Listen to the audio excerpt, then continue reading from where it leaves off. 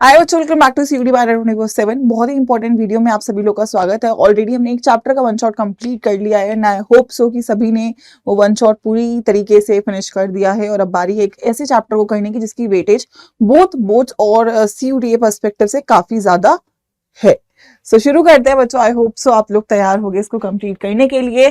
अगर मैं इस चैप्टर की बात करूं, क्यों ये इतना इंपॉर्टेंट है, क्योंकि इस चैप्टर में हम बात करेंगे करंट की, हम बात करेंगे इलेक्ट्रिसिटी की, जो कि डेफिनेटली बहुत ज्यादा इंपॉर्टेंट है in terms of your weightage और आपकी डे टू डे लाइफ में भी काफी ज्यादा रिलेवेंस इस चैप्टर का होता है। जब भी हम फिजिकल केमिस्ट्री पढ़ते हैं हमें प्रॉब्लम इसलिए आती है क्योंकि हमारे को चैप्टर का ना सीक्वेंसिंग समझ नहीं आता। हम कंसेप्ट को रटने की कोशिश करते हैं, जब हमें चीजें समझ में आती हैं तो डेफिनेटली वो चैप्टर हमारे लिए सिंपल हो जाता है और क्वेश्चंस हमारे लिए अटेम्प्ट करने और भी इजी हो जाते हैं। तो उसी पर्सपेक्टिव से हम इस चैप्टर को कंप्लीट कर रहे होंगे और सभी लोगों से मैं बस यही बात बोलूंगी कि रेगुलर मेंटेन रहिए और अपने जितने भी वन शॉट्स आ रहे हैं, जितने भी हम क्लासेस कर रहे हैं, उनको फॉलो करते रहिए। चलिए, तो सबसे पहले अगर मैं इस चैप्टर की बात करूं तो हम किस चीज के बारे में पढ़ेंगे? हम इस चैप्टर में बात करेंगे बैटरीज की, क्योंकि हम बात करें इलेक्ट्रिसिटी की, हम बात करें केमिस्ट्री की, वो ब्रांच जो इन दोनों को कंबाइन करे वो होगी इलेक्ट्रोकेमिस्ट्री।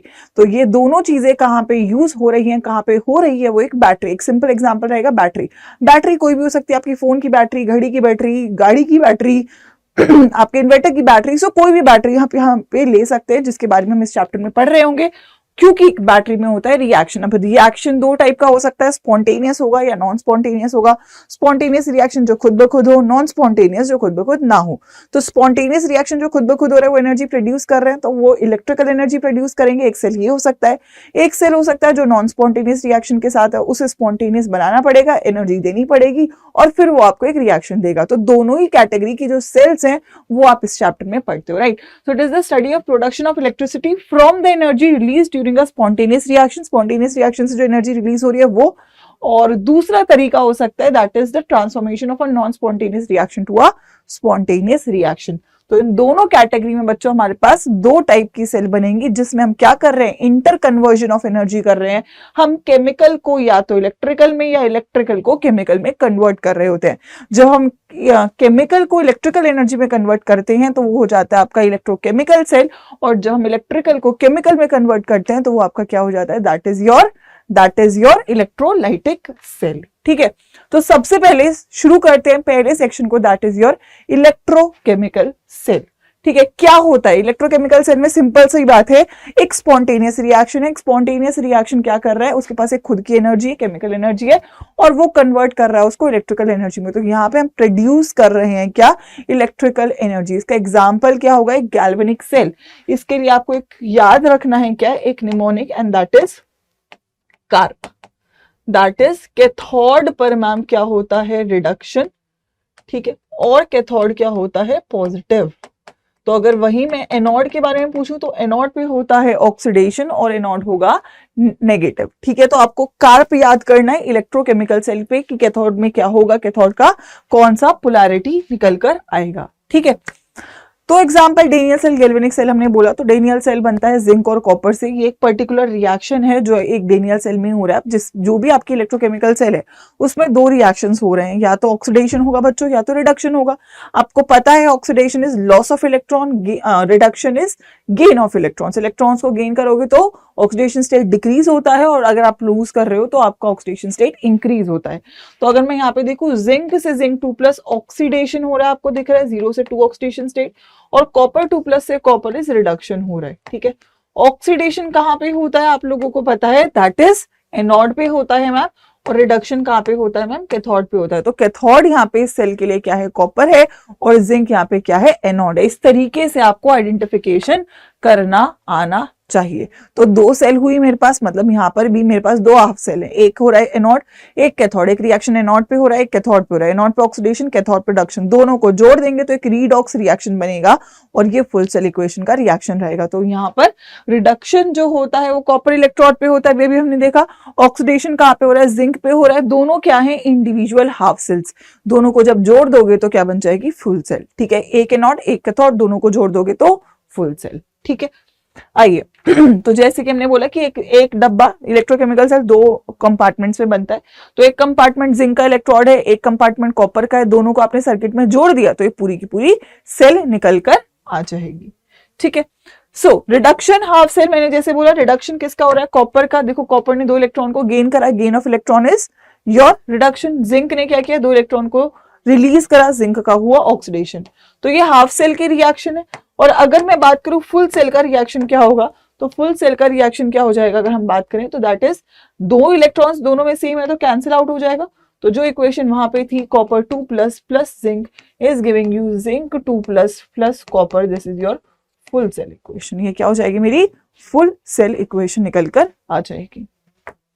ठीक है, सो वही मैंने बोला कि कैथोड पे रिडक्शन हुआ। और अगर मैं इसके पोलैरिटी की बात करूं तो the tendency of metal to get deposited, deposit हो रहा है, इसी की वजह से कैथोड पॉजिटिवली चार्ज होता है और एनोड क्या होता है, नेगेटिव चार्ज। तो आपको याद रखना है कैथोड पे रिडक्शन हुआ और कैथोड नेगेटिव हुआ, एनोड पे ऑक्सीडेशन हुआ और एनोड आपका पॉजिटिव हुआ। वर्ड याद रखेंगे, कांड फॉर इलेक्ट्रोकेमिकल सेल। ठीक है भाई, क्लियर है। आइए अब सेल रिप्रेजेंटेशन इसके लिए आपको याद रखना है बचपन से पढ़ाई हुई चीज, दैट इज ABC। ABC का मतलब मैम क्या होगा, ABC का बेटा मतलब ये होगा कि A माने पहले आप एनोड लिखोगे, B मतलब आप ब्रिज लगाओगे और C मतलब आप कैथोड लगाओगे। ठीक है, तो हमेशा जब भी आप सेल को रिप्रेजेंट करते हो तो पहले आपको एनोड लिखना है, फिर आपको कैथोड लिखना है। तो अगर मेरे पास कॉपर 2 प्लस कॉपर था और जिंक 2 प्लस जिंक था, तो हमने ये आइडेंटिफाई किया था कि ये कैथोड है और ये एनोड है।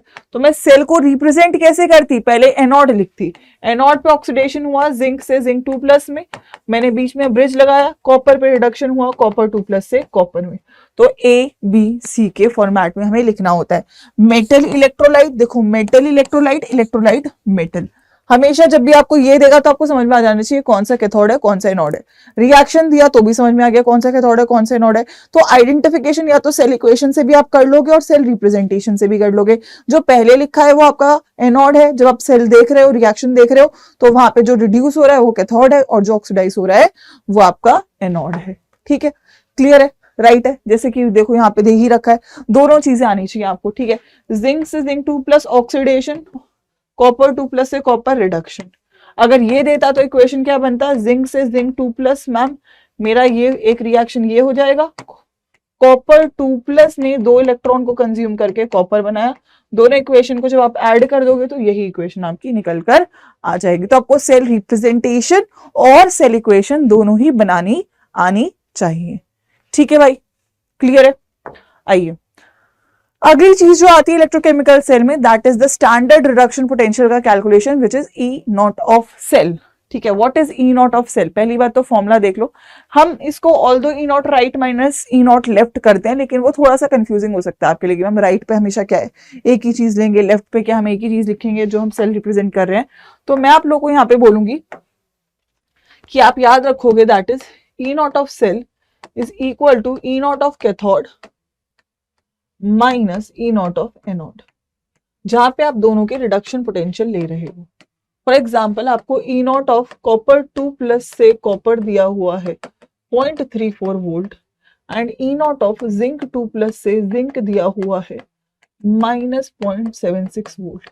तो पहली बात आपको ये आइडेंटिफाई करना है कि मैम कैथोड कौन सा है। देखो अगर सेल रिप्रेजेंटेशन दिया है तो आगे वाला नॉट पीछे वाला कैथोड, सेल इक्वेशन दिया है तो दिख रहा है कौन ऑक्सीडाइज हो रहा है कौन रिड्यूस हो रहा है। अगर इस फॉर्मेट में दिया तो कैसे पता करें कौन कैथोड कौन एनोड, जिसका रिडक्शन पोटेंशियल ज्यादा वो कैथोड, जिसका रिडक्शन पोटेंशियल कम वो एनोड।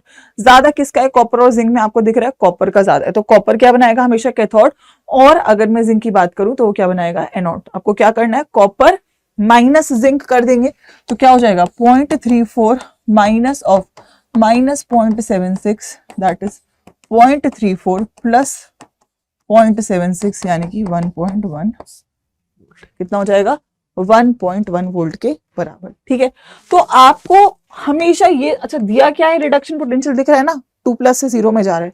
अगर वो बाय चांस आपको ऐसे दे देता कि मैंने ई नॉट ऑफ जिंक से जिंक 2 प्लस दिया है तो, और अगर आपको निकालना भी है तो आपको क्या करना है, अब इस वक्त ये दिया हुआ है ऑक्सीडेशन पोटेंशियल, तो अगर आपको ऑक्सीडेशन पोटेंशियल दिया और उसको रिडक्शन में कन्वर्ट करना है तो कुछ नहीं करना, आपको बस साइन को बदल देना है। तो साइन जब बदलोगे तो आंसर क्या आएगा, दैट इज माइनस 0.76।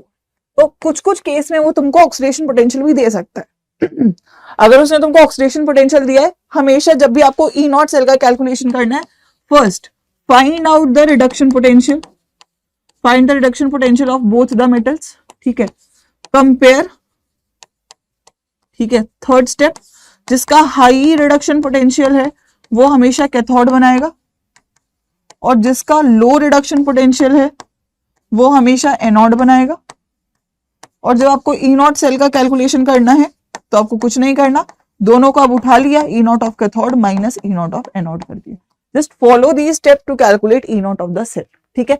हमेशा रिडक्शन पोटेंशियल निकालना है, कंपेयर करना है, ज्यादा वाला कैथोड कम वाला एनोड, माइनस कर दिया, ई नॉट ऑफ सेल हमेशा निकल कर आ जाएगा, ठीक है।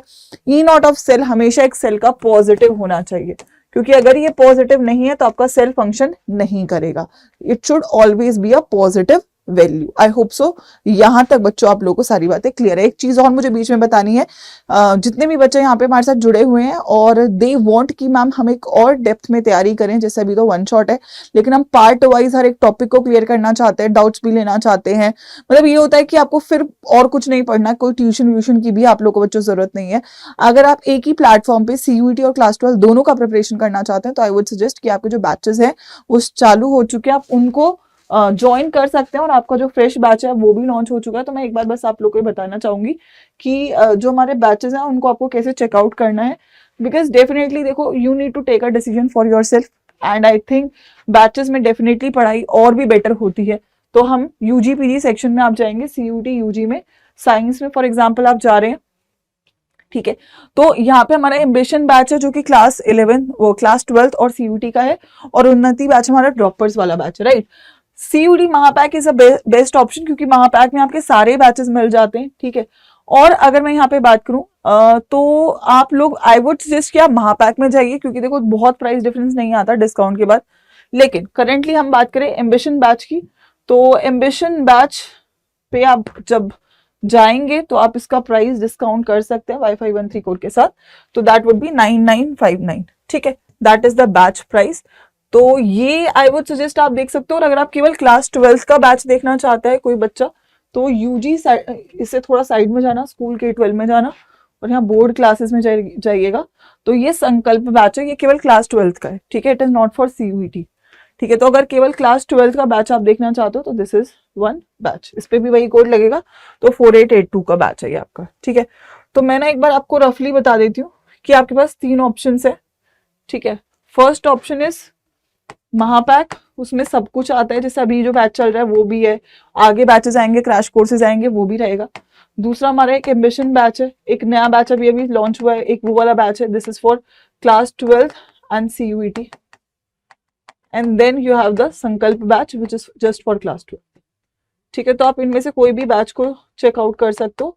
मेरे हिसाब से बेस्ट तो ऑब्वियसली है क्योंकि इसमें सब कुछ इंक्लूडेड होता है, और तीनों ही बैच पे आप वाईफाई 13 कोड के साथ डिस्काउंट ले सकते हो। और अगर आपको पर्सनली कोई बात करनी है, कोई डाउट में क्लैरिटी चाहिए, तो आप मेरे को एक बार मेरी मेल पे अपने नाम और डाउट के साथ मेल कर देना। आई ट्राई कि मैं आपसे कनेक्ट करके आपको थोड़ा और बेटर गाइड कर सकूं, ठीक है भाई। तो एक तो ये चीज का ध्यान रखना, जो भी बच्चा और शिद्दत से अच्छे से पूरे साल पढ़ना चाहता है, ठीक है, इसको रेडी स्क्रीनशॉट ले लेना। चलिए तो वापस आते हैं नर्स्ट इक्वेशन की तरफ, ठीक है। ई नॉट सेल हो गया, तो नेक्स्ट चीज जो हमें आनी चाहिए वो है नर्स्ट इक्वेशन का कैलकुलेशन। तो अगर मैं नर्स्ट इक्वेशन की बच्चों बात करूं तो ये हमें देखो 2 चीजें आनी चाहिए, ई नॉट सेल का calculation. E naught cell is the standard potential, जब सेल में जो भी कॉम्पोनेंट्स है उनका कॉन्सेंट्रेशन यूनिटी होता है।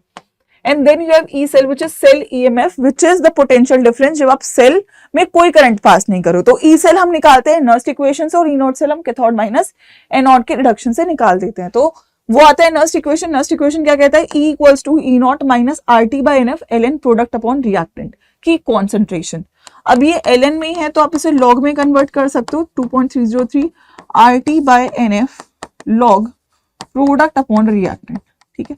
और अगर आप टेम्परेचर यहाँ पे 298 केल्विन ले लेते हो तो ये कांस्टेंट, ये कांस्टेंट, ये कांस्टेंट और ये भी कांस्टेंट, तो ई नॉट हो जाएगा minus 0.0591 by N log product upon reactant की कॉन्सेंट्रेशन। तो जो इक्वेशन हम यूज करते हैं बच्चों वो ये वाली इक्वेशन होती है, ठीक है। लेकिन ध्यान रखना, ठीक है, लेकिन आप लोग ये बात ध्यान रखिएगा कि ये इक्वेशन, ठीक है, it is just valid, this is just valid जब हम लोग टेम्परेचर को, ठीक है, टेम्परेचर को 298 केल्विन दे रहे हैं, उस वक्त ये आप नर्स्ट इक्वेशन यूज कर सकते हो। n is the total number of electrons involve in the final cell of the equation. ठीक है, जैसे कि ये क्वेश्चन है हमारा, ठीक है, अगर मैं इस क्वेश्चन की बात करूं तो यहाँ पे आपको देखो काफी कुछ चीजें दे रखी हैं। तो अगर मैं यहाँ पे बोलूं तो E हो जाएगा E0 माइनस 0.0591। अब यहाँ पे अगर मैं n का वैल्यू बोलूं तो n का वैल्यू कितना होगा, total number of electrons Ag plus से Ag 1 इलेक्ट्रॉन, देखो ओवरऑल इक्वेशन 2 से मल्टीप्लाइड है, Mg से Mg2 प्लस 2 इलेक्ट्रॉन, तो टोटल इलेक्ट्रॉन्स 2 लॉग। प्रोडक्ट में क्या है आपका, ये तो सॉलिड है, सॉलिड को लेते नहीं है, एक्वस लेंगे, तो दिस इज 0.001 और ये क्या है यहाँ पे हमारा Ag प्लस, इसका भी है 0.0001 की पावर 2, ये कैंसिल आउट हो जाएगा। ठीक है, तो this is log 1 by 0.0001 that is log 10 की पावर -4 एंड log 10 की पावर -4 इज इक्वल टू -4। तो ये क्या हो जाएगा, E नॉट का वैल्यू 3.17 दिया है, माइनस 0.0591 बाई 2 इंटू -4, ये कट जाएगा, तो this is going to be 3.17 plus 2 into 0.0591। ठीक है, तो यहां से आप अपना नर्स्ट इक्वेशन को निकाल सकते हो। 1 सेकंड का टाइम लो और सॉल्व करो जल्दी से, क्या होगा करेक्ट आंसर अगर हम बात करें तो दिस वुड बी 0.0591 इंटू में 2 प्लस में 3.17। ठीक है, 3.2 वोल्ट के आसपास आपका आंसर आएगा, 3.28 वोल्ट आएगा, वैसे 3.2 वोल्ट। ठीक है, तो नर्स्ट इक्वेशन में बस कुछ नहीं लेना, प्रोडक्ट अपॉन रिएक्टेंट का कॉन्सेंट्रेशन n को लेना है और फिर सॉल्व करना है। लॉग सॉल्व करना आना चाहिए, log 10 की पावर x हमेशा x के बराबर होता है, log a की power b is b log a। ठीक है, नॉर्मल ये log की प्रॉपर्टीज आपको आनी चाहिए और log 5 तक वैल्यू याद भी होनी चाहिए। ठीक है, राइट, क्लियर है। 1 सेकेंड रुको, दैट इज ओ रुको, हमने यहाँ पे पावर सही करी है। हाँ, अरे यार ये ऊपर जाके तो बिल्कुल ऊपर जाके तो +4 हो जाएगा ना, सॉरी, इसे प्लस कर लो, ये माइनस हो जाएगा और जब ये आप माइनस करोगे तो उसका आंसर आ जाएगा हमारा 3.05। ठीक है, हाँ, तो that was log 1 by 0.0001 that is log 1 by 10 की पावर -4 दैट इज log 10 की power 4 and therefore it is 4, -4 नहीं था +4 था। ठीक है, चलिए आइए, तो ये भी हमारा हो जाता है। फिर अगला फॉर्मूला आएगा इक्विलिब्रियम कांस्टेंट और ई सेल का, दोनों के बीच में क्या रिलेशनशिप है। तो देखो, अगर मैं इक्विलिब्रियम कांस्टेंट की बात करूं तो प्रोडक्ट अपॉन रिएक्टेंट को ही बोलते हो इक्विलिब्रियम कांस्टेंट। ठीक है, अगर मैं प्रोडक्ट अपॉन रिएक्टेंट, क्योंकि मैं आगे क्या लेती हूँ प्रोडक्ट अपॉन रिएक्टेंट, इसकी जगह मैं के इक्विलिब्रियम लिख सकती हूँ, राइट। तो अगर मेरे पास प्रोडक्ट अपॉन रिएक्टेंट है उसकी जगह मैंने के इक्विलिब्रियम रख लिया और इक्विलिब्रियम पे ई सेल 0 हो जाता है, तो नर्स्ट इक्वेशन क्या बन जाएगा, तो ये 0 हो गया, ठीक है, और ये आपका के इक्विलिब्रियम हो गया, तो इधर जाके ई नॉट हो जाएगा, राइट। दैट इज अगर मेरा ये 0 है तो इधर जाके ई नॉट हो जाएगा, ये माइनस का सिंबल प्लस में कन्वर्ट हो जाएगा और log kc हो जाएगा। तो यहां से log kc कितना हो जाएगा, that is n e naught by 0.0591 और यहां से kc बराबर कितना हो जाएगा 10 की power n e naught by 0.0591। तो के इक्विलिब्रियम पे ई सेल 0 के बराबर होता है और प्रोडक्ट अपॉन रिएक्टेंट का कॉन्सेंट्रेशन के इक्विलिब्रियम के बराबर होता है। तो ये फॉर्मूला हम लोग यूज करेंगे इक्विलिब्रियम कांस्टेंट को निकालने के लिए, मतलब हमें बस n और e नॉट का वैल्यू पता होना चाहिए। ठीक है, तो यहां तक अभी आपने फॉर्मूले क्या सीखे, e naught is equal to e naught of cathode minus e naught of a naught, EMF of the cell is equal to e naught minus 0.0591 by n log product upon reactant, और तीसरा formula आपने सीखा K equilibrium is equal to 10 n e naught by 0.059। ठीक है, यहां तक सभी लोगों को क्लियर है।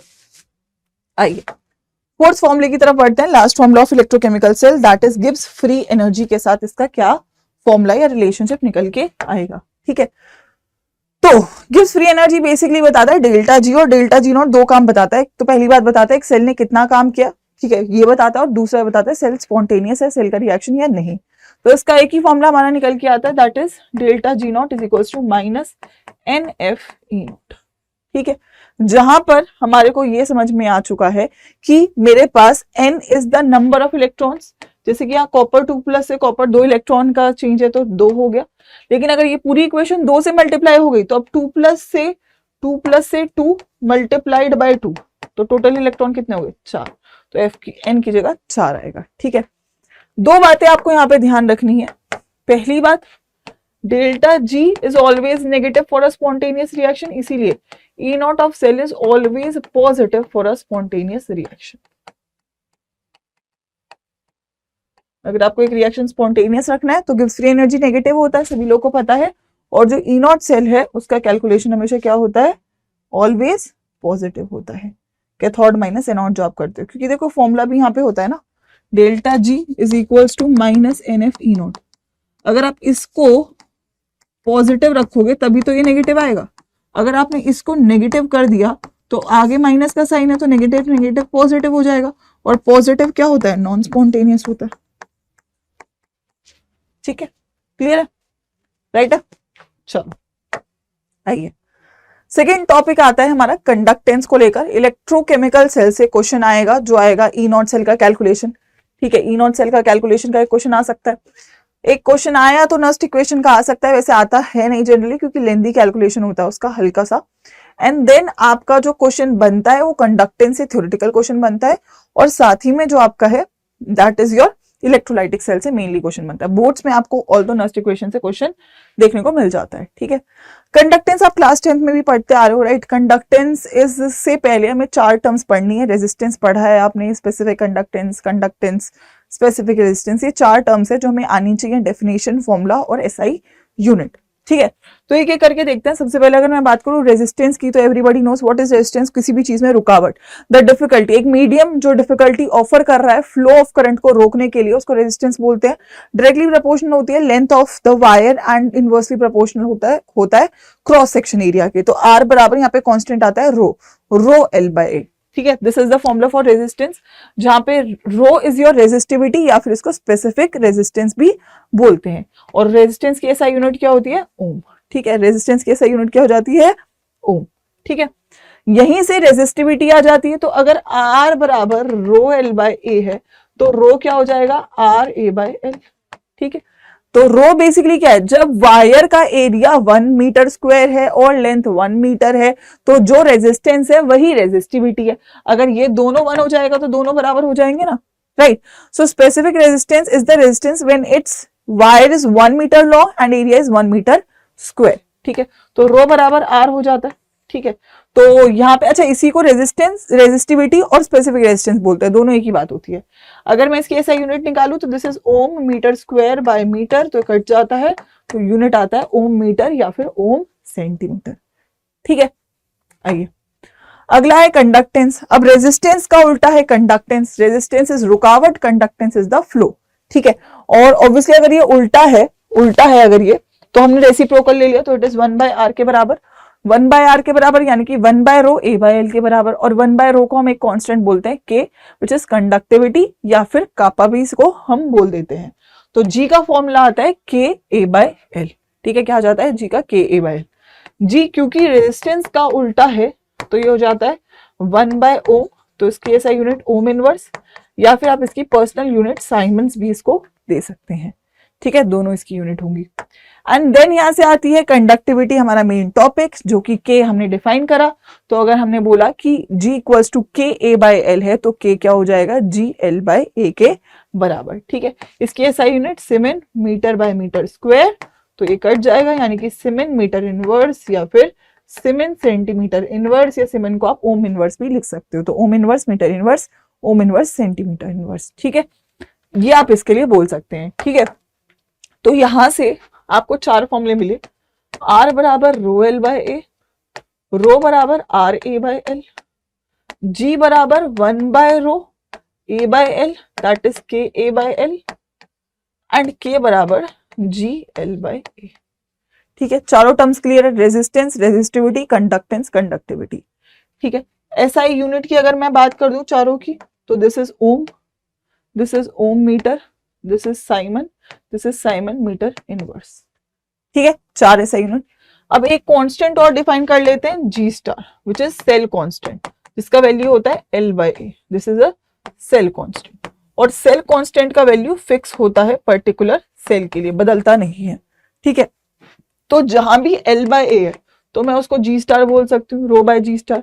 इस फॉर्मूले को आर बाय जी स्टार बोल सकती हूँ, इस फॉर्मूले को R by G star that is K by G star, K by G star बोल सकती हूँ, और इस फॉर्मूले को G इंटू जी स्टार बोल सकते हो। ठीक है, तो आपको इस फॉर्मेट में आना चाहिए, न्यूमेरिकल एक यहां से बच्चों बन सकता है। ठीक है, क्लियर है। तो हमारे लिए प्राइम फोकस है अब कंडक्टेंस और conductivity. So let's classify conductivity. ठीक है, अब कंडक्टेंस या कंडक्टिविटी डिपेंड करता है कि आपका मटेरियल कैसा है। पहला classification on the basis of material हो जाएगा। ठीक है, क्या कि यार कंडक्टर है, इंसुलेटर है, सेमीकंडक्टर है, बहुत अच्छी कंडक्टिविटी है तो कंडक्टर हो जाएगा, बहुत खराब है इंसुलेटर है, बीच का है तो फिर सेमीकंडक्टर है। ठीक है, तो एक एक को उठा लेते हैं। तो अगर मैं बात करूं, आप लोगों को इतनी बात तो क्लियर है भाई, बेहतरीन कंडक्टेंस, बहुत पुअर कंडक्टेंस, बहुत कंडक्टिविटी एंड मीडियम कंडक्टिविटी। अच्छा, ऐसे कंफ्यूज मत होना कि मैम कंडक्टिविटी और कंडक्टेंस क्या अलग अलग है, बात सेम ही है, बात हम कंडक्टेंस की कर रहे हैं, लेकिन कंडक्टिविटी एक स्पेसिफिक कंडीशन पे डिफाइंड है, जहां पे हमारा एरिया और लेंथ को हमने फिक्स कर दिया 1 मीटर स्क्वायर या 1 मीटर के हिसाब से, है तो दोनों कंडक्टेंस ही। ठीक है, तो कंडक्टेंस भी हम दो कैटेगरी में अब डिवाइड करेंगे। ठीक है, दो कंडक्ट कौन करता है इलेक्ट्रिसिटी को, कंडक्टर कर रहा है, हमने देखा अभी कंडक्टर कर रहा है। अब कंडक्टर्स कौन कौन से हैं, पहला आपका मेटल कंडक्टर हो सकता है। ठीक है, क्योंकि मेटल्स ऑब्वियसली इलेक्ट्रिसिटी को कंडक्ट करते हैं, तो जो मेटल का कंडक्टेंस है उसे आप मेटेलिक कंडक्टेंस बोल सकते हो। दूसरा आपके इलेक्ट्रोलाइट्स इलेक्ट्रिसिटी को कंडक्ट कर सकते हैं, तो जो इलेक्ट्रोलाइट्स, क्योंकि उनके पास आयंस होते हैं, तो इलेक्ट्रोलाइट्स के जो कंडक्टेंस है उसको इलेक्ट्रोलाइटिक कंडक्टेंस बोल सकते हो। तो आपके पास दो टाइप के कंडक्टेंस रहेंगे, मेटेलिक कंडक्टेंस और इलेक्ट्रोलाइटिक कंडक्टेंस। इसके अलावा और कोई कंडक्टर नहीं होता है, जिन आप इमेजिन भी करके देखो, और कोई चीज है जो इलेक्ट्रिसिटी को कंडक्ट कर रही है, या तो मेटल कर रहा है या तो इलेक्ट्रोलाइट कर रहा है। तो दो ही टाइप की कंडक्टेंस होती है, मेटेलिक और इलेक्ट्रोलाइटिक। इन दोनों का डिफरेंस पूछा जाता है। ठीक है, मेटल में कंडक्शन हो रहा है इलेक्ट्रॉन्स की वजह से, इसीलिए उसको इलेक्ट्रॉनिक कंडक्टेंस भी बोल सकते हो। इलेक्ट्रोलाइट्स में कंडक्टेंस हो रहा है बिकॉज ऑफ आयंस, तो उसको आप आयोनिक कंडक्टेंस भी बोल सकते हो। इन दोनों के डिफरेंशिएशन आपके पेपर में पूछे जा सकते हैं। ठीक है, एक एक करके देखते हैं। सबसे पहले मेटेलिक कंडक्टेंस की बात कर रहे हो, तो मेटेलिक कंडक्टेंस मेटल्स में होती है तो इसको मेटेलिक कंडक्टेंस बोलते हैं। It is because of the movement of electrons, तो इसको इलेक्ट्रॉनिक कंडक्टेंस भी बोल देते हैं। किस किस चीज पर डिपेंड करती है, मेटल के नेचर और स्ट्रक्चर के ऊपर डेफिनेटली, मेटल के वैलेंस इलेक्ट्रॉन्स के ऊपर, जितने ज्यादा वैलेंस इलेक्ट्रॉन्स होंगे उतना ज्यादा कंडक्शन होगा, and also dependent on temperature. एक फैक्टर और है जिसपे डिपेंडेंट होगा, दैट इज टेम्परेचर। बट याद रखना इनवर्सली प्रोपोर्शनल होगा टेम्परेचर, क्योंकि एक डिफरेंशिएशन है ये मेटेलिक और आपकी इलेक्ट्रोलाइटिक कंडक्टेंस के अंदर। ठीक है, वहीं अगर मैं इलेक्ट्रोलाइटिक कंडक्टेंस की बात करूं, तो इलेक्ट्रोलाइटिक कंडक्टेंस का एक और नाम आयोनिक कंडक्टेंस हो सकता है, because it is due to the flow of ions, ions के फ्लो की वजह से हो रही है। ठीक है, नेक्स्ट किस किस चीज पर डिपेंड कर रही है, क्योंकि इलेक्ट्रोलाइट में है तो इलेक्ट्रोलाइट के नेचर के ऊपर, इलेक्ट्रोलाइट में जो आयंस है उनके साइज और सॉल्वेशन के ऊपर। साइज मतलब जितना छोटा साइज होगा उतना अच्छा ऑब्वियसली कंडक्टेंस होगा, क्योंकि मूवमेंट ज्यादा होगा। सॉल्वेशन कितना अच्छा हो, पानी में डिसॉल्व हो रहा है, उस पर डिपेंड करेगा। Nature and viscosity of solvent, solvent is, solvent का नेचर और viscosity, viscosity is the term that is the ability to flow, है ना। तो जितना ज्यादा सॉल्वेंट अच्छा फ्लो करेगा, विस्कोसिटी जितना उसका कम होगा, उतना अच्छा वो कंडक्टेंस शो करेगा। इलेक्ट्रोलाइट का कंसंट्रेशन, अगेन कंसंट्रेशन के ऊपर क्योंकि आपकी कंडक्टिविटी डिपेंडेंट होती है, भी आप आगे भी पढ़ेंगे, तो कंसंट्रेशन के ऊपर भी होगा। डाइल्यूट कंसंट्रेशन, डाइल्यूटेड सोल्यूशन है तो ज्यादा कंडक्टेंस होगा। And then temperature, but temperature के डायरेक्टली प्रोपोर्शनल होता है। ठीक है, डायरेक्टली प्रोपोर्शनल। तो देखो एक डिफरेंस आता है निकल के यहाँ पे इलेक्ट्रॉनिक और इलेक्ट्रोलाइटिक कंडक्टेंस में। इलेक्ट्रॉनिक कंडक्टेंस डायरेक्टली प्रोपोर्शनल नहीं होगा, इनवर्सली प्रोपोर्शनल होगा टेम्परेचर के, और इलेक्ट्रोलाइटिक डायरेक्टली होगा। इलेक्ट्रॉनिक कंडक्टेंस इलेक्ट्रॉन्स के मूवमेंट से होता है, और आयोनिक कंडक्टेंस आपके आयंस के मूवमेंट से होता है। ठीक है, तो ये दो मेन पॉइंटर्स हैं जो एक क्लियर डिफरेंशिएशन होता है जो पेपर में आता है। बाकी तो नेचर ऑफ मेटल और नेचर ऑफ इलेक्ट्रोलाइट तो आपको देख के समझ में आ ही जाएगा कि इलेक्ट्रोलाइट की बात करें तो इलेक्ट्रोलाइटिक कंडक्टेंस है, और मेटल की बात करें तो मेटेलिक कंडक्टेंस है। ठीक है, लेकिन यहां तक ये मेन पॉइंट्स आपको क्लियर होने चाहिए। ठीक है, अब यहां से शुरू होता है आपका term that is molar conductivity. ठीक है, तो मोलर कंडक्टिविटी की बच्चों अगर मैं बात करूं तो मैं बोलती हूं कि जब आपके पास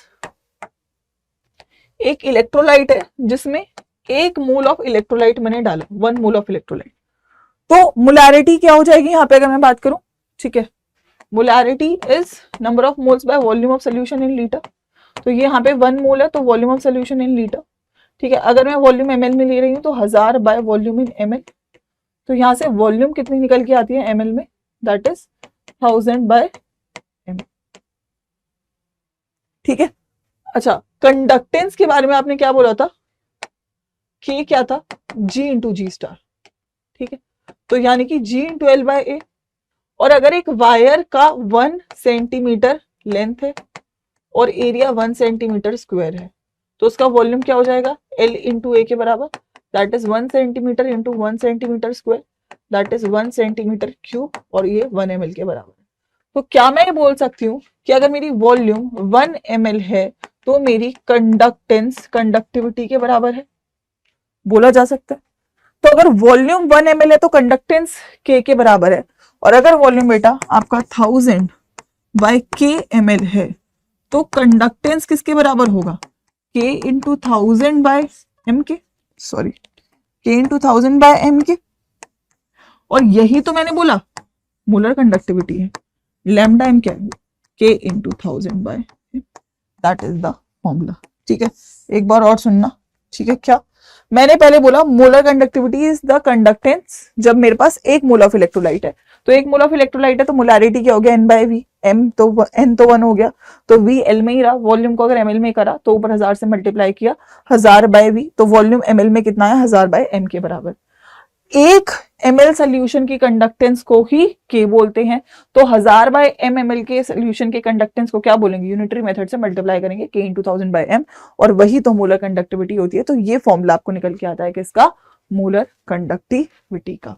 ठीक है, तो मोलर कंडक्टिविटी इज क्या, specific conductivity of 1 molar electrolytic solution is molar conductivity. एक डेफिनेशन ये हो सकती है, या फिर molar conductivity of a solution at given concentration is the conductance of the solution containing 1 mole of electrolyte, यही बोला अभी मैंने, kept between two electrodes with area cross section A and length L। इसी को प्रूव अभी हमने किया है। ठीक है, अलग अलग डेफिनेशन पॉसिबल है, but again we have to focus on the correct one.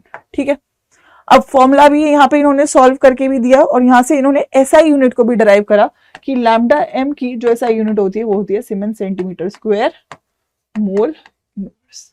ठीक है, याद रखना, ये आपके पेपर में पूछा भी हुआ है। ठीक है, के का यूनिट लगा दो। ठीक है, वॉल्यूम हमने 1000 सेंटीमीटर क्यूब ले लिया, मोलारिटी मोल पर लीटर में लिया, लीटर को सेंटीमीटर क्यूब में कन्वर्ट करोगे तो यहाँ से आ जाएगा siemens centimetre square mole inverse. ठीक है, that would be the SI unit. ठीक है, लीटर से तो लीटर कट गया। ठीक है, सेंटीमीटर स्क्वायर 3 में से -1 करोगे तो स्क्वायर आ जाएगा, सीमेन ऐसे ही रहा। ठीक है, और मोल ऊपर जाके मोल इनवर्स हो गया। ठीक है, चलिए अगला जो टॉपिक बनता है और जो पेपर में पूछा जाता है that is your effect of dilution. Dilution अगर हम कर रहे हैं तो क्या असर देखने को मिलेगा। देखो, डाइल्यूशन का मतलब सिंपल सी बात है, डाइल्यूशन का मतलब वॉल्यूम बढ़ाना। ठीक है, डाइल्यूशन का मतलब वॉल्यूम बढ़ाना, कंसंट्रेशन को घटाना।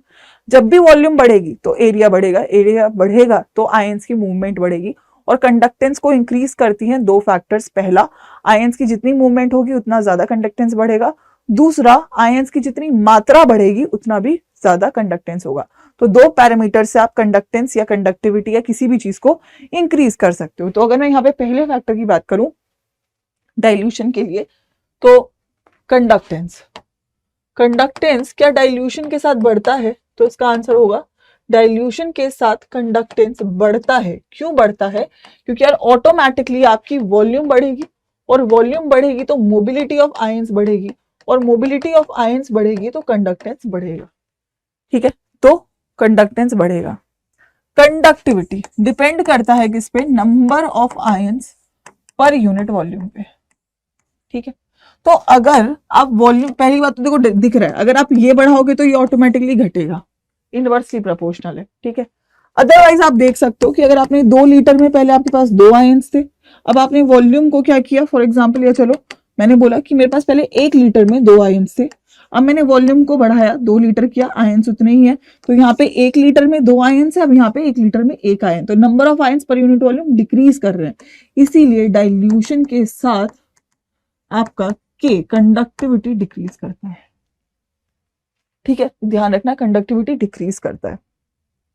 और अगर मैं अब लैम्डा एम की बात करूं तो लैम्डा एम के 2 केसेस हुए। पहला, स्ट्रॉन्ग इलेक्ट्रोलाइट। स्ट्रॉन्ग इलेक्ट्रोलाइट में number of ions already maximum है, क्योंकि उसका अल्फा 100% होता है, डिग्री ऑफ डिसोसिएशन पूरी है। ठीक है, तो आयंस तो उतने ही है, लेकिन हाँ अगर आपने डाइल्यूशन किया तो ऑब्वियसली यहाँ मोबिलिटी ऑफ आयंस बढ़ रहा है, और मोबिलिटी ऑफ आयंस बढ़ रहा है तो लैम्डा एम बढ़ेगा। ठीक है, कोई दिक्कत नहीं है, लैम्डा एम बढ़ेगा। लेकिन अगर मैं बात करूं वीक इलेक्ट्रोलाइट के केस की, तो अब यहाँ पे अल्फा 100 नहीं है क्योंकि ऑब्वियसली वीक है, और आपको पता है अल्फा क्या होता है, √k/c के बराबर। तो अगर आप डाइल्यूशन करोगे, ठीक है, तो आप क्या कर रहे हो, कंसंट्रेशन को घटा रहे हो, और कंसंट्रेशन को घटाओगे तो अल्फा बढ़ेगा। अल्फा बढ़ेगा बेटा तो नंबर ऑफ आयंस बढ़ जाएंगे। मोबिलिटी तो बढ़ ही रही थी पहले भी, तो दोनों ही फैक्टर्स बढ़ रहे होते हैं, इसीलिए वीक इलेक्ट्रोलाइट के लिए डाइल्यूशन के साथ लैम्डा m बहुत ज्यादा इंक्रीज कर जाता है। ठीक है, क्या हो जाता है, बहुत ज्यादा इंक्रीज कर जाता है। तो पहली बात, कंडक्टेंस बढ़ा बिकॉज ऑफ मोबिलिटी, कंडक्टिविटी घटा because number of ions per unit volume decrease किया, लैम्डा m इंक्रीज करेगा because of mobility, and lambda m weak का बहुत ज्यादा इंक्रीज करेगा बिकॉज ऑफ योर अल्फा का इंक्रीज होना। तो यहां से क्या पॉइंट निकल के आता है, इफेक्ट ऑफ कंसंट्रेशन की अगर हम बात करें, कंडक्टिविटी और मोलर कंडक्टिविटी दोनों ही चेंज कर रही है, दोनों ही चेंज कर रही है, लेकिन कंडक्टिविटी हमेशा डिक्रीज करेगी because number of ions per unit volume आपके क्या कर रहे हैं, डिक्रीज कर रहे हैं, लेकिन मोलर कंडक्टिविटी हमेशा इंक्रीज करती है कंसंट्रेशन के साथ बिकॉज आपकी mobility and number of ions affected होते हैं। तो यहां से आपको एक पॉइंट बनेगा जो कि अगला हमारा टॉपिक भी रहेगा, दैट इज आप जब लैम्डा m आपका बढ़ रहा है डाइल्यूशन के साथ, ठीक है, और ये बढ़ेगा बढ़ेगा बढ़ेगा और ये अपनी मैक्सिमम वैल्यू पे पहुंचेगा, उस maximum value of lambda m, जो मैक्सिमम वैल्यू है, उसको बच्चों आप क्या बोलते हो, lambda naught m, which is known as limiting molar conductivity. यानी कि मैं यहाँ पे बात करूं तो मैं ये बोल रही हूं कि अगर मैं डाइल्यूशन कर रही हूं तो मेरा लैम्डा m बढ़ रहा है, और बढ़ते बढ़ते बढ़ते वो एक मैक्सिमम वैल्यू को अटेन कर लेता है, और वो मैक्सिमम वैल्यू कहलाती है आपकी लिमिटिंग मोलर कंडक्टिविटी।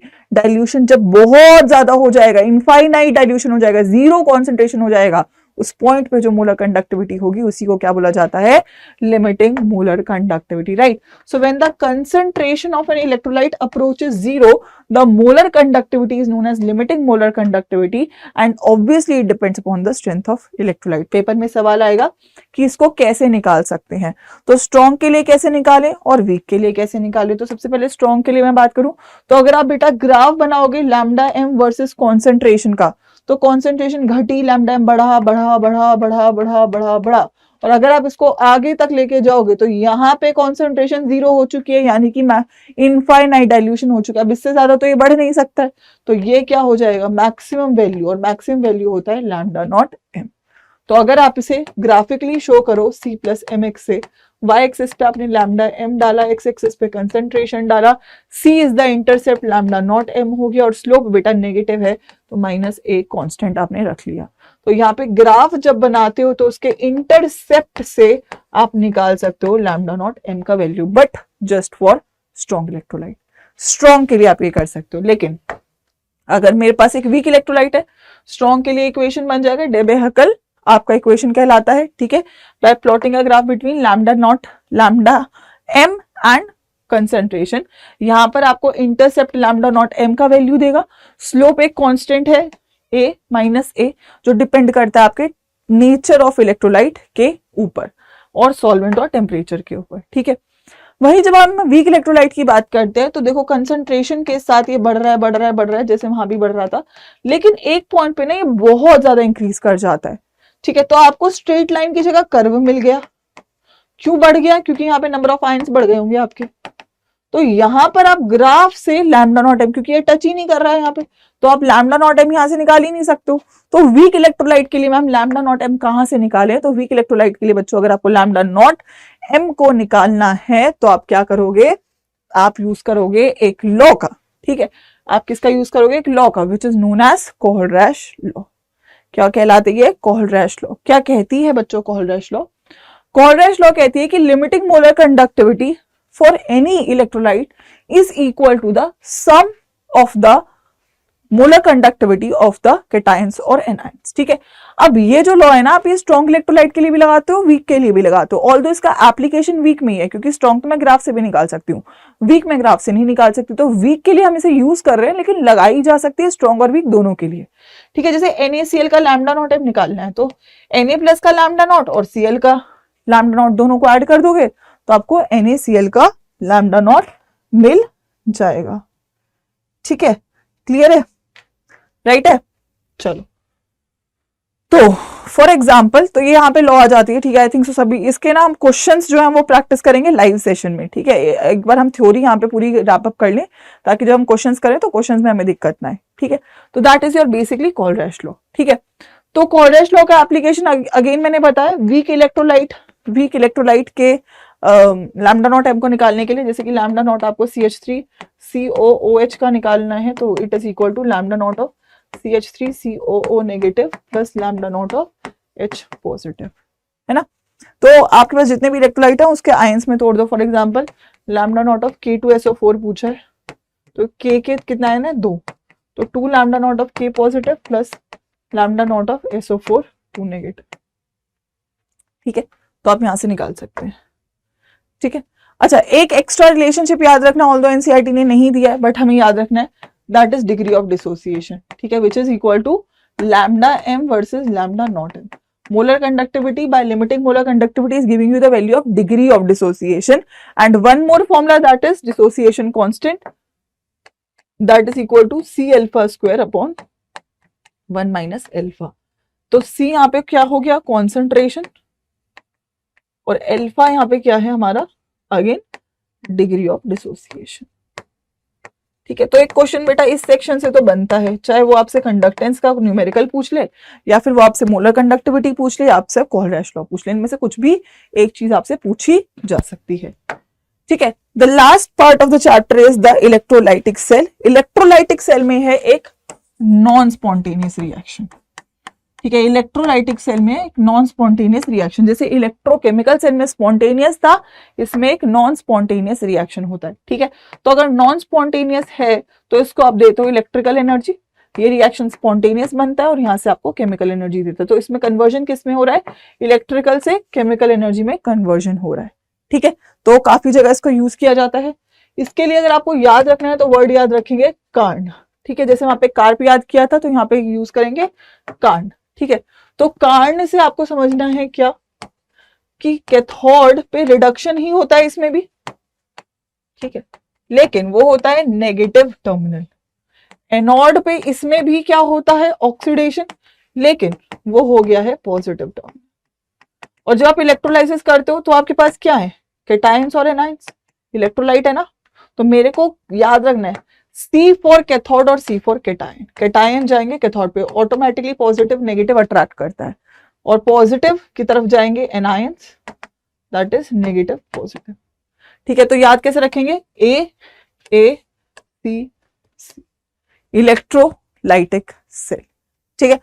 क्या होता है बेसिकली, क्या होता है, रिडक्शन हो रहा है। रिडक्शन कहाँ पे हो रहा है, यहाँ पे, जैसे कि कॉपर 2 प्लस 2 इलेक्ट्रॉन लेके कॉपर दे रहा है, ठीक है। तो कॉपर यहाँ पे डिपॉजिट होता है। तो इस सेल में क्या होता है, जनरली आप प्योरिफिकेशन कर रहे हो या डिपोजिशन कर रहे हो या इलेक्ट्रोलाइसिस कर रहे हो, तो मेटल क्या होता है, डिपॉजिट होता है। कहाँ पे होता है, कैथोड पे होता है। तो सवाल आता है कितना डिपॉजिट होता है, क्वांटिटेटिव इसका एस्पेक्ट क्या है, तो वो किसने बताया था, फेराडे ने। तो फेराडे ने बच्चों यहाँ पे आपको दिए 2 लॉ, ठीक है, पहला लॉ और दूसरा लॉ माइकल फेराडे ने दिया, ये बताने के लिए कि इलेक्ट्रोलाइसिस में कितना मेटल आपका एक्सट्रैक्ट हुआ, डिपॉजिट हुआ या लिबरेट हुआ। तो पहला लॉ क्या बोलता है, first law is basically just saying you कि यार जितनी चाबी भरी राम ने उतना चले खिलौना, वो गाना होता है ना, कि जितनी तुम्हारे अंदर सांसें उतना ही तुम जियोगे। सिमिलर केस है यहाँ पे भी, जितना तुम इलेक्ट्रिसिटी दे रहे हो उतना ज्यादा आपका मेटल डिपॉजिट होगा। So that is the amount of substance deposited is directly proportional to the quantity of electricity passed, यानी कि weight is directly proportional to the charge, यानी कि weight is directly proportional to current into time. तो यहाँ से constant आता है Z, that is electrochemical equivalent. Z का formula, molecular mass of the metal, copper sulphate कर रहे हो तो कॉपर, AgNO3 कर रहे हो तो Ag, जिस भी मेटल का इलेक्ट्रोलाइसिस कर रहे हो उस पे क्या चार्ज है, 2 + 3 + वो इंटू 96500।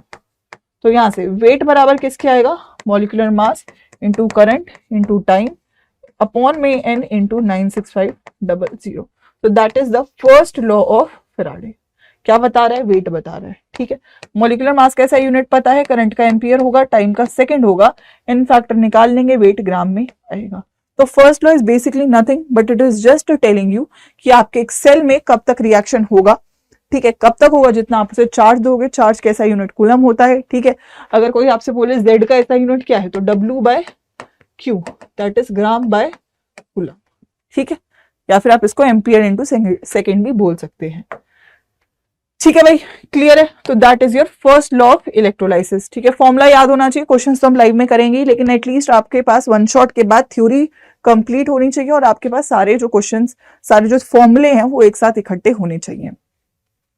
सेकेंड है आपका सेकेंड लॉ ऑफ इलेक्ट्रोलाइसिस, जो कि क्या बोलता है, वो ये बोलता है कि अगर आपने दो सेल को सीरीज में लगाया और उनको सेम करंट और सेम टाइम दिया, यानी कि IT कांस्टेंट है, तो पहली सेल के लिए W1 हो जाएगा Z1 इंटू IT, दूसरी सेल के लिए हो जाएगा W2 equal to Z2 into IT। तो IT दोनों का सेम है, तो W1 bye Z1 equals to W2 bye Z2 हो जाएगा, यानी कि आप बोल सकते हो W1 by W2 is equals to Z1 by Z2। तो यहां से आपको रिलेशनशिप मिलेगी W is directly proportional to Z। तो उसने बोला कि अगर आप दो सेल को करंट और टाइम कांस्टेंट दे रहे हो, तो weight of the metal deposited is directly proportional to their electrochemical equivalent. पहली जो लॉ थी उसमें Z कांस्टेंट था, तो चार्ज के डायरेक्टली प्रोपोर्शनल हो गया वेट। दूसरे में आपका W से, दूसरे में आपने क्या किया, करंट और टाइम यानी कि चार्ज को कांस्टेंट कर दिया, तो Z के डायरेक्टली प्रोपोर्शनल हो गया। बस इतनी सी कहानी है। तो अगर आपने दो सेल या तीन सेल या चार सेल या कितनी भी सेल लिया जिसका IT कांस्टेंट है, चार्ज कांस्टेंट है, तो आप उसका W डायरेक्टली उसके इलेक्ट्रोकेमिकल इक्विवेलेंट के डायरेक्टली प्रोपोर्शनल लेकर W को निकाल सकते हो। ठीक है, तो ये हमारे पास दो लॉ है, क्वेश्चन है, इसको आप पॉज करके सॉल्व भी करिएगा बच्चों। Solution of copper sulphate 10 minute के लिए इलेक्ट्रोलाइज किया, मास कितना होगा, तो कॉपर सल्फेट है तो कॉपर का मास लेना है 63.5, वैलेंसी 2 है, कॉपर 2 पॉजिटिव है इसलिए। तो यहां से अगर मैं W का बात करूं तो W कितना हो जाएगा 63.5, 10 मिनट के लिए कराए शायद, तो 10 इंटू 60 मिनट में कन्वर्ट करना पड़ेगा, n फैक्टर 2 इंटू 96500। तो यहाँ से आपका वेट आएगा सॉल्व करके 0.29 grams. Just the formula for first law of electrolysis. ठीक है, the next and the last important topic is products of electrolysis. जब भी आप इलेक्ट्रोलाइसिस करो तो ऑब्वियसली मैंने बोला कैथोड जा रहा है, कहाँ पे कैथोड पे कौन जा रहा है, कैटायन, एनोड पे कौन जा रहा है, एनायन। अब अगर आपके पास दो कैटायन है तो आपको कंपेयर करना पड़ेगा, क्योंकि कैथोड पे रिडक्शन हो रहा है तो जिसका रिडक्शन पोटेंशियल ज्यादा है वो कैथोड पे जाएगा, जिसका रिडक्शन पोटेंशियल कम है वो एनोड पे जाएगा। सिंपल सी बात है, रिडक्शन पोटेंशियल ज्यादा है तो कैथोड पे जाएगा और रिडक्शन पोटेंशियल कम है तो एनोड पे जाएगा, क्योंकि कैथोड पे मुझे रिडक्शन करवाना है और एनोड पे मुझे ऑक्सीडेशन करवाना है। ठीक है, ये बात तो हमें क्लियर है। ठीक है, तो याद रखिएगा कि अगर मैं फॉर एग्जांपल बात कर रही हूँ पोटेंशियल की, तो हेलोजेंस का सबसे ज्यादा होता है, ठीक है, फिर ऑक्सीजन का और फिर बाकी सबका, ठीक है, F नेगेटिव को छोड़ के बाकी सब में आपके हेलोजेंस का ज्यादा है in comparison to OH negative. और अगर मैं हाइड्रोजन से कंपेयर करूं तो हाइड्रोजन से ज्यादा किसका होता है, मैं इसलिए कंपेयर कर रही हूँ क्योंकि एक्वस सोल्यूशन में एनायन OH नेगेटिव होगा और H पॉजिटिव कैटायन होगा, तो इसके ज्यादा कॉपर, सिल्वर, गोल्ड, प्लैटिनम और मरकरी का होगा। बाकी सब मेटल्स इससे नीचे रहेंगे। ठीक है, क्योंकि बाकी सब मेटल्स का जो रिडक्शन पोटेंशियल होता है वो नेगेटिव होता है, इसका 0 होता है और इनका पॉजिटिव होता है। तो आपको रफली याद रखना है H+ से कौन जीतेगा, ये सारे महंगे मेटल्स, OH नेगेटिव से कौन जीतेगा, हेलोजेंस एक्सेप्ट फ्लोरीन। ठीक है, तो पेपर में सवाल जैसे आता है, ठीक है, दैट इज फॉर एग्जांपल मैं आपको एक बता रही हूँ, दैट इज आपके पास मोल्टन NaCl का इलेक्ट्रोलाइसिस आएगा। ठीक है, तो मोल्टन NaCl में क्योंकि अभी तो पानी है नहीं तो Na+ है और Cl- है, तो ये कैटायन है, कैथोड पे जाएगा, ये एनायन है, एनोड पे जाएगा। तो आपको प्रोडक्ट्स क्या मिलेंगे, सोडियम कैथोड पे और क्लोरीन एनोड पे। लेकिन अगर आपके पास बच्चों एक्वस NaCl हो गया तो अब यहाँ पे वाटर भी है। ठीक है, तो यहाँ पे क्या हो गया, H+, Na+, Cl- OH-। इन दोनों में H+ से महंगा मेटल जीतता है, तो Na तो है नहीं, तो यहाँ पे H+ जाएगा और आपको हाइड्रोजन गैस मिलेगी कैथोड पे। ठीक है, और अगर मैं इन दोनों को कंपेयर करूं तो OH नेगेटिव से केवल हेलोजन जीतते हैं, तो क्लोरीन जीत जाएगा और आपको क्लोरीन गैस मिलेगी कहां पे, एनोड पे। तो ये ध्यान रखने की जरूरत है, जब भी कंपटीशन होगा तो कौन जीतेगा। ठीक है, जैसे कि NaCl तो हमने देख लिया, NaOH में आपके पास Na है, ये फ्यूज्ड है, तो Na सोडियम और OH से ऑक्सीजन। लेकिन देखो एक्वस फॉर्म में जब आएगा तो H+, K+ है और Cl- और OH- है, तो H+ जीत जाता है बाकी सबसे, K+ से भी जीत जाता है, तो हाइड्रोजन गैस मिला। Cl और OH में Cl जीता तो क्लोरीन गैस मिला। K2SO4 में K+ है, SO4 2- है, H+ है और OH- है, तो K+ और H+ में अगेन हाइड्रोजन जीतेगा और OH और SO4 में SO4 हार जाएगा, क्योंकि OH यहाँ पे जीतेगा, OH केवल हेलोजन से हारता है। CuCl2 में Cu2+ है, Cl- है, H+ है और OH- है, तो कॉपर और H+ में से कॉपर जीतता है, महंगा मेटल है, और Cl और OH में से Cl जीतता है, OH हार जाएगा तो क्लोरीन गैस। तो आपको ऐसे प्रोडक्ट बनाने आने चाहिए। ऐसे कॉपर सल्फेट में कॉपर और H+ में कॉपर जीता, सल्फेट और OH में ऑक्सीजन जीता, ऑक्सीजन। तो ये बेसिक प्रोडक्ट्स आपको आने चाहिए, ठीक है, बेसिक प्रोडक्ट्स हमें बनाने आने चाहिए। मेटल जो हाइड्रोजन के ऊपर है, ठीक है, वो हाइड्रोजन गैस को निकलने नहीं देंगे क्योंकि वो रिड्यूस होना चाहते हैं, और जो मेटल हाइड्रोजन से नीचे है वो रिड्यूस नहीं होते, तो हाइड्रोजन रिड्यूस होके H+ रिड्यूस होके हाइड्रोजन गैस को लिबरेट करता है। अगर मैं बात करूं कौन से मेटल में कौन से मेटल को आप स्टोर कर सकते हो, तो याद रखना आप एक हायर पोटेंशियल में एक लोअर पोटेंशियल को स्टोर कर सकते हो। क्यों? क्योंकि अगर आपने जिंक में कॉपर सल्फेट को स्टोर करा तो आपका कोई रिएक्शन नहीं होगा, लेकिन अगर आपने कॉपर सल्फेट में जिंक को स्टोर करा तो यहां से आपको जिंक सल्फेट और कॉपर बन जाएगा। क्यों? क्योंकि जिंक ऑक्सीडाइज होना चाहता है और कॉपर रिड्यूस होना चाहता है। अगर आपने ये रिएक्शन दिया तो आपको यहां से जिंक सल्फेट और कॉपर नहीं मिलेगा, क्योंकि कॉपर कभी भी क्या नहीं होना चाहता, कॉपर कभी भी यहाँ पे आपका क्या नहीं होना चाहता, जल्दी से बताओ, कॉपर हमेशा क्या करना चाहता है? सही लिखा है ना हमने? अरे दोनों रिएक्शन सेम ही लिख दिए, एक सेकेंड। दैट इज आप यहाँ पे जिंक सल्फेट में कॉपर को नहीं रखोगे, क्योंकि कॉपर सल्फेट और जिंक, देखिए यहां पर हमारा कॉपर का क्या हो रहा है? ऑक्सीडेशन, ठीक है, और यहां पे इसका क्या हो रहा है? रिडक्शन। तो ये रिएक्शन नहीं होगा और ये रिएक्शन हो जाएगा। तो ये रिएक्शन हो जाएगा तो मैं कॉपर सल्फेट को जिंक में नहीं रख सकती, लेकिन जिंक सल्फेट को कॉपर में रख सकती हूँ, क्योंकि रिएक्शन नहीं होगा, कॉपर ऑक्सीडाइज नहीं होता। तो याद रखना हायर पोटेंशियल को हमेशा लोअर पोटेंशियल में स्टोर बच्चों कर लिया जाता है। तो यहां तक आपके मेन टॉपिक्स कंप्लीट हो जाते हैं। This brings us to the last topic, that is batteries. Batteries एक थ्योरेटिकल टॉपिक है, तो आपको बस बेसिक थ्योरी याद रखनी है। बैटरी हमेशा याद रखना कि एक अच्छी वो है जो लाइट है, कॉम्पैक्ट है और बार बार रीयूज करी जा सकती है। दो टाइप की बैटरी आपको पता होनी चाहिए, प्राइमरी और सेकेंडरी बैटरी। प्राइमरी बैटरी जो रीयूजेबल नहीं होगी और सेकेंडरी जो रीयूजेबल होगी। प्राइमरी बैटरी के दो एग्जांपल याद रखने हैं, लीलांचे सेल और मर्करी सेल। बोर्ड्स के बच्चे हो तो रिएक्शन याद रखनी है। CUT के लिए आप रिएक्शन को स्किप कर सकते हो, लेकिन अभी टाइम है तो चाहो तो यार आई वुड से कि आप याद रख लेना, लेकिन आपको ये पता होना चाहिए कैथोड एनोड क्या है और उस सेल का यूज क्या है। तो सबसे पहले अगर मैं लीलांचे सेल की बात करूं तो कैथोड यहाँ पे कार्बन की रॉड होती है, ठीक है, और इलेक्ट्रोलाइट में MnO2 और NH4Cl का पेस्ट होता है, और आपका जो एनोड है वो जिंक का होता है और इसको यूज किया जाता है ट्रांजिस्टर और क्लॉक्स में। वहीं मैं बटन सेल की बात करूं तो आप हेयरिंग एड्स में यूज करते हो, छोटी सी सेल जो घड़ी में डाली जाती है वो होती है, ठीक है। तो अगर मैं बोलूं एनोड पे इसका जिंक का ऑक्सीडेशन होता है और कैथोड पे मरकरी का रिडक्शन होता है। हेयरिंग एड्स, वॉचेस और कैमरा में यूज होता है। ये नोट्स आपको मिल जाएंगे, वहां से आप इसको कंप्लीट करके अपने नोट सेव कर लेना। वहीं अगर बच्चों में सेकेंडरी सेल की बात करूं तो ये वो सेल है जो बार बार रीयूज करी जा सकती है, ठीक है। एक अच्छी सेकेंडरी सेल वो है जो बार बार मल्टीपल बार यूज करी जा सके, जिसका पहला एग्जाम्पल है लेड स्टोरेज बैटरी, जो आपकी घर में, इन्वर्टर्स में या गाड़ी में यूज करी जाती है, ठीक है। तो लेड स्टोरेज बैटरी में एनोड आपका लेड प्लेट से बना हुआ होता है और जो कैथोड है वो आपका लेड डाइऑक्साइड का एक ग्रिड काइंड ऑफ स्ट्रक्चर होता है, जिसमें इलेक्ट्रोलाइट आपका H2SO4 सोल्यूशन होता है।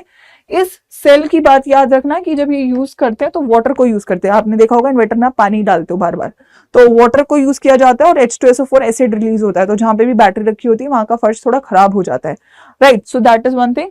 एंड इसको यूज क्या कहाँ पे किया जाता है? आपके ऑटोमोबाइल्स और इन्वर्टर में। Last secondary cell is nickel cadmium battery, जिसका बैटरी लाइफ ज्यादा होता है लेड स्टोरेज से, ठीक है। एनोड कैडमियम का होता है, कैथोड आपका निकल ऑक्साइड का होता है और इलेक्ट्रोलाइट आपका एक्वस KOH होता है। कैलकुलेटर और पोर्टेबल पावर टूल्स जैसे कि पावर बैंक में इसका यूज किया जाता है।